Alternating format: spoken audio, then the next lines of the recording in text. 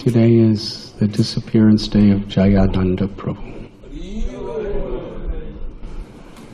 By the will of destiny, I was always somewhere else from where he was, physically, on this earthly plane.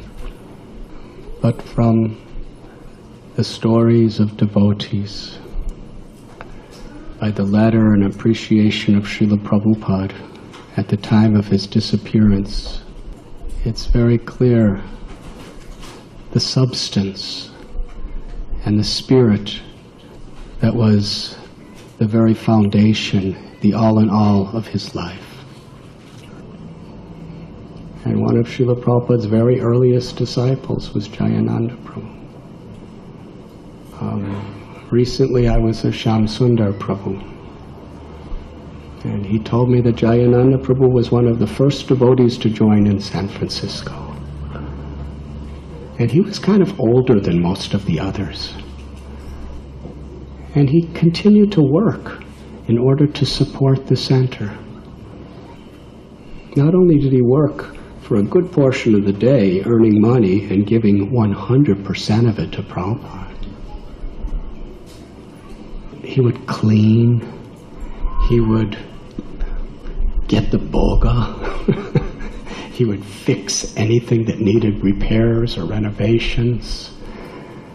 And he inspired everyone by his incredible enthusiasm to serve. He wanted nothing in return. He just wanted to please the devotees, because he knew that's how he could best please Prabhupada, is to please the devotees. And that was his life. Amani namanadena. He offered all respect to others. He would go to these markets where some of the ruffians, were just out to make a living somehow or other by hook or crook. And he would appreciate them as spirit souls. Srinivasacharya explains the 6 Goswamis were loved by both the gentle and the ruffians, dhira dhira. And when he would come, even if they didn't know anything about what is Krishna or what is Krishna consciousness, even if they were atheists, even if they were Christians or Jews or Muslims, whoever they may have been, when Jayananda came, they all understood, this man is the saint amongst us. He is a saint. Because of his power to actually see the good in everyone and inspire that, appreciate that. His natural quality is, if you love people, people love you. But if we're just looking for love, even if people love us, we probably won't recognize it. But in giving, we receive. Somehow, Jayananda Prabhu was wearing, he just had these really old, clothes. And so there was, some event or something where devotees felt that he needed to, have at least something that looked clean and respectable and not totally trashed out. So they told him he needed to get a pair of pants. But he didn't want to spend any money on himself. He was practically financing the whole temple, but he was giving all the money for the devotees. But they said, you have to get a better pair of pants. So they went to some kind of thrift surplus place where you get, used pants that somebody else sold for cheap. And he was with another devotee. And he told the other devotee, I can't spend money on myself, but I was told that I have to get pants. You think I should steal it?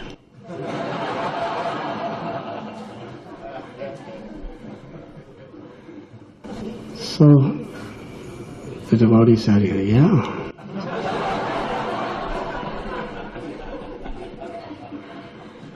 So he looked around and he folded the pants up real small and kind of put it under something and walked out.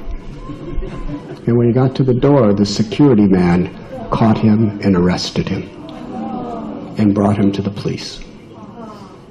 And then he was arrested. He was charged with shoplifting and brought before the judge. And the judge looked at him and said, do you plead guilty or not guilty? He said, Your Honor, I'm guilty. I stole the pants. But he said it with such humility. He said it with such humility that the judge kind of looked at him and said, why did you steal the pants? And the security guard who caught him was standing next to him, to testify, yes, he did steal these pants. So the judge asked, why? And he said, because I'm a devotee of Krishna, God, and we have a temple, and we hardly have any money. And we need so much money for helping others in society and for serving God. And there's so many people in our monastery or our ashram that are in so much need. And I needed pants, but I didn't want to spend money on myself. I wanted to use this money for everyone else. As he was saying that, the security guard, right in front of the judge, in the courtyard, the security guard who caught him started crying. And said, Judge, he reached in his pocket, he said, I'll pay for the pants. Just dismiss all charges. The judge had tears in his eyes. That was how he could affect people's hearts. Whatever Srila Prabhupada wanted, that was his life, his soul, his everything. Someone just told me today that he took the Gayatri mantra from Srila Prabhupada. And then later on, Tamal Krishna Goswami, who was not Goswami at the time, got initiated. And he went up to get his Gayatri mantra from Prabhupada. And Jayananda asked, could I go with you? Because I want to get it again, because I don't remember it. So, Tamal Krishna Goswami told a story. Prabhupada was having him repeat the Gayatri mantra for a half hour. And he still didn't get it so right. And Prabhupada said, however you chant it, Krishna's going to be pleased. Just try your best. Because of his devotion, because of his sincerity, because he was a hoitaki apradihata. He had no personal motivations. He was who he was. And he loved to serve. He loved to please the Vaishnavas and to make Srila Prabhupada happy. And he had such determination. His determination was like a thunderbolt. But the execution of how he expressed it was like a soft rose. And he made the first Rathayatra chariots. And he would have a whole crew of people who would just, it would be the highlight of their year to assist Jayananda Prabhu in making the chariot for Rathayatra. And when he was dying of cancer, he helped to make that chariot for the New York Rathayatra. And Srila Prabhupada was so pleased. And even when he was going through a prolonged suffering of cancer,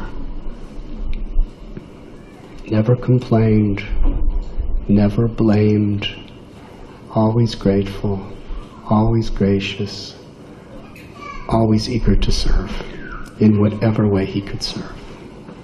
What he represented, Srila Prabhupada considered so important for us that when he passed from the world, Srila Prabhupada wrote a letter to him. He wrote a letter to the immortal soul of Jayananda. Something like, he wrote, if you had any desires or something, then you will go to the heavenly planets for 10,000 years and enjoy. But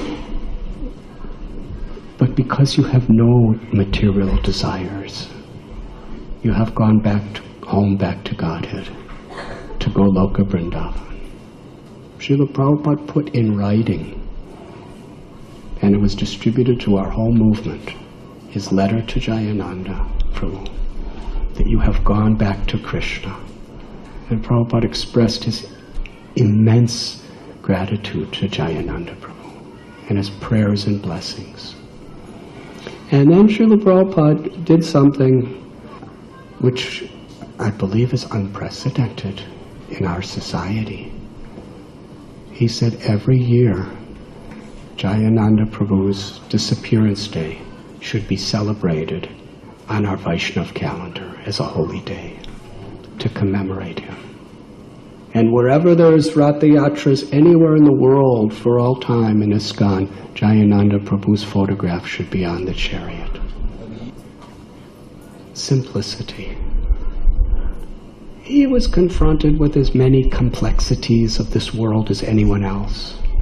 The complexities of so many people's egos in this world, and the complexities of politics, and the complexities of so many disturbances caused by the general population, caused by envious people, caused by other devotees, caused by the weather, caused by earthquakes or hurricanes, or caused by just destiny itself. Padam padam yadvi padam natesham. It's danger at every step. But what was the simplicity that Srila Prabhupada wanted us to understand in him? That whatever happened, he just wanted to serve. He just wanted to please Prabhupada, Krishna, and the Vaishnavas. That is Krishna consciousness.